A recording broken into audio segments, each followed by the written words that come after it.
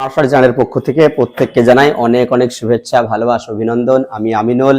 আমি আজকে যে বিষয়টা তোমাদের সঙ্গে আলোচনা করতে এসেছি সেটা হলো ক্লাস 12 এর সেমিস্টার 3 এর যে সিলেবাস, কোশ্চেন প্যাটার্ন এবং তার যে নাম্বার বিভাজন সেটা নিয়ে।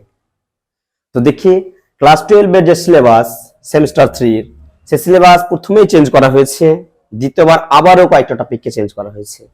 তো তোমরা হয়তো এখনো প্রত্যেকে স্কুল থেকে টেক্সট বুক পাওনি, তার জন্য হয়তো প্রত্যেকে জানতে পারোনি যে কোন কোন টপিকে চেঞ্জ করা হয়েছে। আমি এখানে তোমাদেরকে সেগুলো দেখাবো।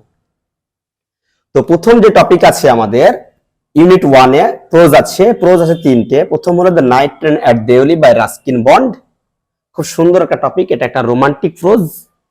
দ্বিতীয় নম্বর হলো strong roots by APJ Abdul Kalam, আমাদের সেই ফেমাস আব্দুল কালাম, তার যে অটোবায়োগ্রাফি উইংস অফ ফায়ার, সেখান থেকে নেওয়া হয়েছে স্ট্রং রুটস। তৃতীয় নাম্বার যে টপিকটা আছে, এই টপিক প্রথমে ছিল না, এখানে ছিল যে টপিকটা a room of one's own by Virginia Wolf.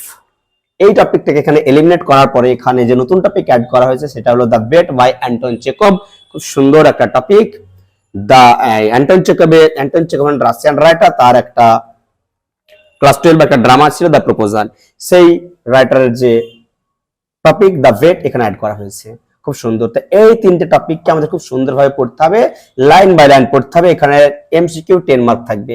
এখানে এমসিকিউ 10টা নাম্বার পাওয়ার জন্য আমাদেরকে তিনটে টপিককে পড়তে হবে, এখান থেকে কোনো টপিককে বাদ দেওয়া যাবে না। বুঝা গেল? দ্বিতীয় ইউনিট যেটা আছে ভার্স পোয়েম, নাম্বার 1 হলো আওয়ার কাজিরোনা ট্রি বাই তারু দত্ত, এবং দ্বিতীয় নাম্বার আছে ইউলিসেস বাই লর্ড অ্যালফ্রেড টেলিসন। এই যে দুটো পোয়েম আছে, দুটো পোয়েমকে আমাদের খুব সুন্দরভাবে লাইন বাই লাইন পড়তে হবে, এক্সপ্লেনেশন সহ জানতে হবে এবং ওয়ার্ড মিনিং জানতে হবে। তবে আমরা এখান থেকে যে 5 মার্ক, এখান থেকে 5 মার্ক থাকবে, টোটাল থাকবে 10 নাম্বারের এমসিকিউ। এখানে দুটো পোয়েমকে খুব সুন্দরভাবে line by line explanation word meaning সহ জানতে হবে, তাহলে এখান থেকে আমরা 10টা নাম্বার এমসিকিউ পেতে পারবো।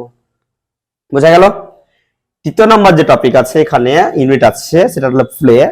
এই প্লেটা প্রথমে যেটা ছিল সেটা হলো তারা অ্যাক্ট 1 বাই মহেশ দত্তানি। এই টপিকটাকেও আমাদের পরিবর্তন করা হয়েছে এবং এখানে যে নতুন টপিক আনা হয়েছে সেটা হলো Riders to the Sea by J M. Synge. খুব সুন্দর একটা বিয়োগান্তক নাটক। এই নাটক আমরা পড়লে জানতে পারবো এটা কত সুন্দর নাটক একটা। তো এই নাটককেও আমাদের লাইন বাই লাইন পড়তে হবে, এখান থেকে থাকবে 5 নাম্বার। তো প্রথম যে ইউনিট 1 প্রোজ আছে 3টে, এই প্রোজ থেকে থাকবে 10 নাম্বার। দ্বিতীয় ইউনিট যে দুটো পোয়েম আছে, পোয়েম থেকে থাকবে 10 নাম্বার, 10 10 20। তৃতীয় number Riders to the C যে ড্রামা আছে, এখান থেকে থাকবে 5 নাম্বার। তাহলে 10 10 20 আর 5 25, এই 25টা নাম্বার থাকবে আমাদের টেক্সট বুক থেকে সম্পূর্ণভাবে। এই টেক্সট বুক থেকে আমাদের 25টা নাম্বার পেতে গেলে প্রত্যেকটা টপিককে লাইন বাই লাইন পড়তে হবে, একটাও ছাড়া যাবে না, কারণ কোন লাইন থেকে এমসিকিউ প্রশ্ন তুলবে সেটা বলা বড়ই জটিল ব্যাপার। কিন্তু এখানে 25-এ 25 পাওয়াটা ইম্পসিবল না, এখানে 25-এ 25 পাওয়া যেতেই পারে যদি কেউ কঠোর পরিশ্রম করে টেক্সটটা খুব সুন্দরভাবে পড়ে এবং আমার ভিডিও ক্লাস যদি কেউ সুন্দরভাবে করে, আমি আশা করছি যে এখান থেকে 25-এ 25 তোমরা পেতে পারবে। তারপরে আছে টেক্সচুয়াল গ্রামার। এই টেক্সচুয়াল গ্রামার থেকে থাকবে 5। এখানে যেগুলো থাকবে টেক্সচুয়াল গ্রামারের মধ্যে synthesis, splitting, change of narration এবং কারেকশন অফ এরর্স। এই যে 4টে টপিক আছে, এই 4টে টপিক তোমরা যদি গ্রামার জানতে পারো, শিখতে পারো এবং আমি যে ভিডিও ক্লাসেস দেবো এখান থেকে গ্রামারের উপরে, সেগুলো যদি তুমি করো তাহলে আশা করছি এখান থেকে তোমরা 5-এ 5 পেতেই পারো। কারেকশন অফ এরর, এটা একের মধ্যে অনেক কিছু জানতে হয়। এই কারেকশন অফ এরর জানতে গেলে তোমাকে number, percent, tense, subject, verb, agreement, এগুলো সবগুলোর ব্যাপারেই জ্ঞান থাকতে হবে, তবেই এটা পাওয়া যাবে। তো এই 4টে টপিক থেকে আমাদের থাকবে কত নাম্বার? 5টা নাম্বার। কিন্তু এগুলো প্রত্যেকটাই থাকবে টেক্সচুয়াল গ্রামার, মানে ইউনিট 1 এ যে 3টে আমাদের প্রোজ আছে এবং ইউনিট 2 এ যে দুটো পোয়েম আছে, এই 5টা টপিকের উপর নির্ভর করে আমাদের টেক্সচুয়াল গ্রামার গুলো থাকবে। এখান থেকে থাকবে 5টা নাম্বার এমসিকিউ। তো এখানে 25 আর এই 5 30 নাম্বার। তারপরে আছে রিডিং কম্প্রিহেনশন আনসিন। এখানে থাকবে একটা বড় আমাদের আনসিন থাকবে। এই আনসিন আমাদেরকে ক্লাসে প্র্যাকটিস করতে হবে প্রচুর পরিমাণে আনসিন, এবং আমাদের পরীক্ষার হলে তখন যেটা থাকবে সেখানে আমাদের ওটা পড়তে হবে অভিজ্ঞতার উপর নির্ভর করে, এবং সেখানে পড়ে যে জ্ঞান আমরা পাবো সেটার উপর নির্ভর করে আমাদের এই 10টা নাম্বারের এমসিকিউ উত্তর করে আসতে হবে পরীক্ষায়। তাহলে এখান থেকে 10-এ 10 পেতে হবে।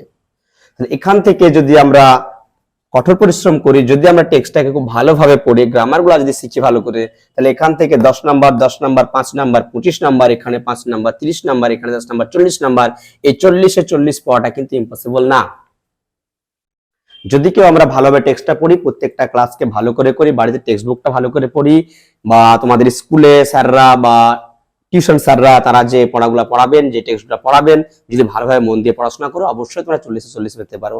বা আমার ভিডিও ক্লাসেসটা যদি কেউ ভালো করে শোনো করো, সেও কিন্তু এখানে থেকে 40-40 পেতেই পারো, আশা করা যায়।